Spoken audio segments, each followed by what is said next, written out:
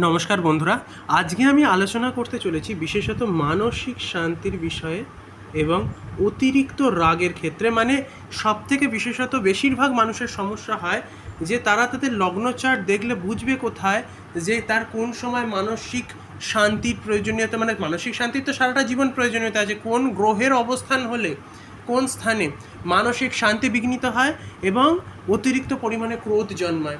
এই বিষয়টা থেকে মুক্তির উপায় কী আছে, রেমেডি সহকারে আমি আজ ওই পুরো ভিডিওটিতে ব্যাখ্যা করতে চলেছি, তাই শেষ অবধি ভিডিওটি অবশ্যই দেখবেন। প্রথমত হচ্ছে, মানসিক শান্তি বিঘ্নিত হয় কিছু বিশেষ গ্রহের কম্বিনেশনে। সেই বিশেষ গ্রহগুলি কি কি, আজকে আমি সেগুলিকে আপনার সামনে ব্যাখ্যা করছি। প্রথমত হচ্ছে চন্দ্র প্লাস রাহু। এটি আপনাকে এতটা বেশি ওভার থিঙ্কিংয়ে ফেলবে যে কোনো ঘরে, মানে আপনি এখানকার যে কোনো ঘরকে দেখে নিন, যদি চন্দ্র প্লাস রাহু এখানে বসে থাকে তাহলে আপনার জীবনে মানসিক শান্তির ক্ষেত্রে কিন্তু প্রচুর অভাব হবে। এটি আপনাকে অল্প বিষয়েও প্রচুর পরিমাণে কনফিউজড করবে, আপনার মানসিক শান্তি বিঘ্নিত করবে, আপনাকে ওভার থিঙ্কিংয়ে ফেলবে, আপনাকে ডিপ্রেশনে পর্যন্ত নিয়ে যেতে পারে এই যোগটা। আরেকটি যোগ কোনটা, সেটি হচ্ছে মঙ্গল প্লাস রাহু।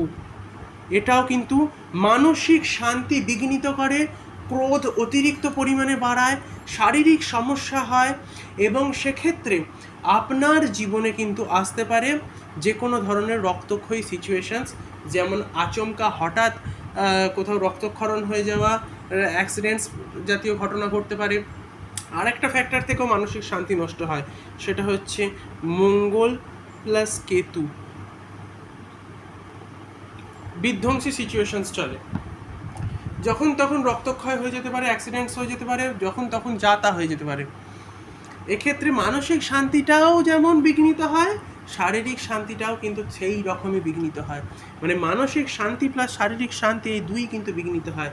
আর কিসে, মঙ্গলের সঙ্গে যদি চন্দ্র বসে পড়ে, শুধু গ্রহ নয় রাশি পর্যন্ত দেখবেন, মানে যেমন কর্কট রাশিতে যদি মঙ্গল বসে পড়ে তাহলেও কিন্তু প্রচুর পরিমাণে রাগ হবে, অনিদ্রা আসবে, প্রচুর খিটখিটেমি পরিমাণ বেড়ে যাবে, ইরিটেশনস আসবে।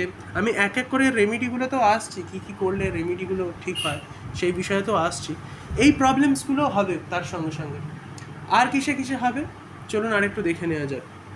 চন্দ্রকে যেহেতু মনের প্রতীক হিসেবে ধরা হয়, চন্দ্রের সঙ্গে কেতু সংযোগিত হলেও কিন্তু সেই ধরনের সমস্যা হয়। খুব ডিট্যাচ হয়ে যেতে ইচ্ছা করে, প্রচুর অবসাদ এসে যায়, মনে হয় সব কিছু ছেড়ে ছুড়ে দিয়ে বেরিয়ে চলে যায়। ঠিক আছে, এটা মানসিক শান্তিকে নষ্ট করে দেয়। মানসিক অশান্তি তৈরি হয় প্রচুর পরিমাণে, যার ফলে এই ধরনের সিচুয়েশনস আসে। আর এতে কিন্তু বিভিন্ন রোগও আসে, রোগের বিষয় আমি এর আগেও আলোচনা করেছি। একের পর এক যদি আপনি দেখেন, কোথাও না কোথাও এদের সঙ্গে সংযোগিত কোথাও না কোথাও সমস্যা কিন্তু চলবে। আর কিসে কিসে হয়, আর হয় মঙ্গলের সঙ্গে বুধের। মঙ্গলের সঙ্গে যদি বুধ বসে, সেখানে কিন্তু বিশাল পরিমাণে ফ্রাস্ট্রেশন আসে, আপনার মাথা ঠিক রাখতে পারবেন না, বোধ বুদ্ধি ঠিক রাখতে পারবেন না, আশপাশের সিচুয়েশনস খুব চঞ্চল হবে, মানে অবস্থান এতটাই মারাত্মক হবে যে আপনি কাকে কি বলছেন, কার দিকে তেড়ে যাচ্ছেন আপনি সেটা ভেবে পাবেন না। মানসিক অশান্তি কিন্তু ওইখান থেকে শুরু হয়। এবং এই অতিরিক্ত রাগ যে বিষয়টা, যেটা আমি বলেছিলাম, সেই বিষয়টিও কিন্তু সমানে কিন্তু ক্ষেত্রে কিন্তু দেখা যায়। আর কি কি লাগে আমি আরেকটা বলে দিচ্ছি, সেটা হচ্ছে বুধের সঙ্গে চন্দ্রের কানেকশনস। এটা আপনাকে চরম কনফিউশনে ফেলে দেয়।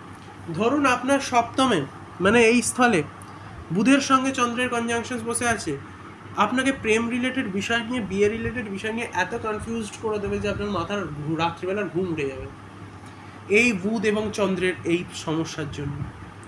এই মিলিত কয়েকটি সমস্যা আছে, যে সমস্যাটি আপনার মানসিক শান্তি বিঘ্নিত করবার জন্য সব থেকে বড় ইনস্টিংক্ট হিসেবে কাজ করে কিন্তু।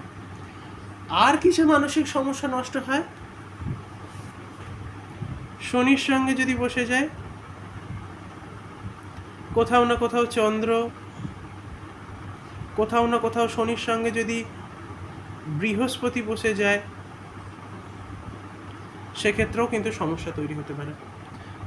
মানসিক সমস্যা। মানে কি, ডিপ্রেশন আসবে, ওভার থিঙ্কিং আসবে, এই সব ধরনের সমস্যা কিন্তু তার সত্ত্বেও চলে আসতে পারে। তো এই কি কয়েকটা বেসিক প্রবলেমস আছে, এর বাইরেও আছে, ভিডিও অনেক লেন্থি হয়ে যাবে, সেই জন্য আমি এর ভেতরে থাকছি। এইখান থেকে কিন্তু প্রচুর পরিমাণে মানসিক ফ্রাস্ট্রেশন, অতিরিক্ত পরিমাণে মানসিক অশান্তি তৈরি হয়, অতিরিক্ত রাগ তৈরি হয়, মানে মানসিক শান্তিটা বিঘ্নিত হয় এবং অতিরিক্ত রাগটা কিন্তু আসে। এবারের প্রতিকারে আসছি। প্রতিকার কিভাবে করা সম্ভব হবে? যদি চন্দ্র প্লাস রাহু বসে থাকে, তাহলে আপনাকে শুধু চন্দ্রের প্রতিকার নিতে হবে। কি প্রতিকার? আপনি মুক্ত ধারণ করতে পারেন, শিব মন্ত্র জপ করতে পারেন, সোমবারে শিবের উপবাস বা ব্রত উপবাস করতে পারেন, সেক্ষেত্রে এই চন্দ্র থেকে আপনি মুক্তি পাবেন। মঙ্গল প্লাস রাহু বসে আছে কোনো জায়গায়, এই ধরনের ফ্রাস্ট্রেশনের ক্ষেত্রে আপনি কি করতে পারেন? আপনি অবশ্যই কয়েকটি কাজ করতে পারেন। মঙ্গলবারে কুকুরকে খাবার খাওয়ানো, মঙ্গলবার দিন নিরামিষ খেয়ে থাকা এবং মঙ্গলবার দিনকে মঙ্গল মন্ত্র জপ করা, এটা আপনার জন্য খুব এসেনশিয়াল হয়ে থাকে। আর যদি আপনি সেটা করতে না পারেন, তাহলে রাহুর জন্য অনিক্স ধারণ করতে পারেন, এবং অনিক্স আপনার ইমব্যালেন্স রাহুকে ব্যালেন্স করতে সহযোগিতা করবে। তৃতীয় হচ্ছে মঙ্গল প্লাস কেতু। মঙ্গল প্লাস কেতু যদি হয়, কেতুর মহাদশা শান্তির প্রয়োজনীয়তা থাকে, ডাইরেক্ট কেতুতে অ্যাটাক করবেন, মঙ্গলে অ্যাটাক করবার দরকার নেই, কেতুতে অ্যাটাক করবেন, সেটা সব থেকে ভালো হবে। মানে নবগ্রহ যজ্ঞমের ভেতরে কেতু পড়ে, সেই কেতুর ক্ষেত্রে যদি আপনি কোথাও না কোথাও যদি কেতু দুর্বল থাকে, আপনি ক্যাটস আই ধারণ করতে পারেন, সেটা আপনার জন্য ভালো হবে। মঙ্গল যদি দুর্বল থাকে, লাল প্রবাল ধারণ করলে আপনার জন্য যথেষ্ট ভালো হবে। মঙ্গল প্লাস চন্দ্র, এক্ষেত্রে সিম্পল উদাহরণ, চন্দ্রের জন্য মুক্ত ধারণ করুন, ঠিক আছে? সেক্ষেত্রে কিন্তু মঙ্গল প্লাস চন্দ্রের অনেকটা যে ঘা, সেই ঘা অনেকটা কিন্তু ঠিক হয়ে যাবে।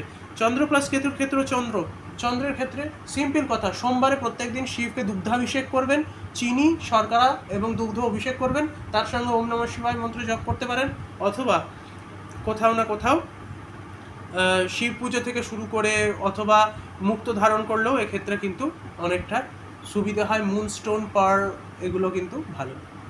মঙ্গল বুধের এখানে এই কনজাংশনসের ভেতরে মঙ্গল শান্ত করবেন না বুধ মানে বোধের প্রতীক, মঙ্গল যেটা ফ্রাস্ট্রেশনের প্রতীক। বুধ যদি কমজোর হয় তবেই কিন্তু মঙ্গলের অ্যাটাকটা হয়, বুধ যদি শক্তিশালী হয় তাহলে কিন্তু মঙ্গলের অ্যাটাক হয় না। বুধের জন্য অবশ্যই পান্না ধারণ করতে হবে, ঠিক আছে? পান্না ধারণ করলে আপনার সেক্ষেত্রে সমস্যা মিটে যাবে। বুধের ক্ষেত্রে বুধ মন্ত্র জপ করতে পারেন, বুধবারের অনেক রেমেডি আছে, আপনারা ইউটিউব থেকে অনায়াস এটা পেয়ে যাবেন। এরপর আসছে বুধ প্লাস চন্দ্র। বুধ প্লাস চন্দ্রের ভেতরে এখানে যে কোনো একটা নিতে হবে, হয় বুদ্ধিকে স্ট্রং করতে হবে, না ইমোশনসকে স্ট্রং করতে হবে। এক্ষেত্রে আমি বলবো বুদ্ধিকে স্ট্রং করা বেটার, তাতে আপনার ইমোশন স্ট্রং হয়ে যাবে। তো বুধ আর চন্দ্র যদি কনজাংশন বসে থাকে, অবশ্যই বুধের জন্য পান্না ধারণ করুন, সেটা আপনার জন্য অনেকটা বেটার হবে। বুধ মন্ত্র জপের ক্ষেত্রে বেটার হবে। বুধের জন্য অপমার্গের মূল ধারণ করতে পারেন, সেটা আপনার জন্য বেটার হবে। আচ্ছা, শনি প্লাস চন্দ্র, এক্ষেত্রে কী করতে হবে? এক্ষেত্রে চন্দ্রের প্রতিকার নেওয়ার দরকার আছে, চন্দ্রের জন্য মুক্ত ধারণ করুন, সেক্ষেত্রে অনেক ভালো। শনি আর বৃহস্পতি, এক্ষেত্রে বৃহস্পতির জন্য প্রকরাজ ধারণ করলে আপনার সৌভাগ্য খুলবে, তার আগে কিন্তু খুলবে না। সেই জন্য আপনাকে কিন্তু অবশ্যই বৃহস্পতির জন্য প্রকরাজ ধারণ করতে হবে, আপনার কিন্তু জীবনে অনেকটা উন্নতি আসতে পারে। তো এই হচ্ছে পুরো বিষয়টা।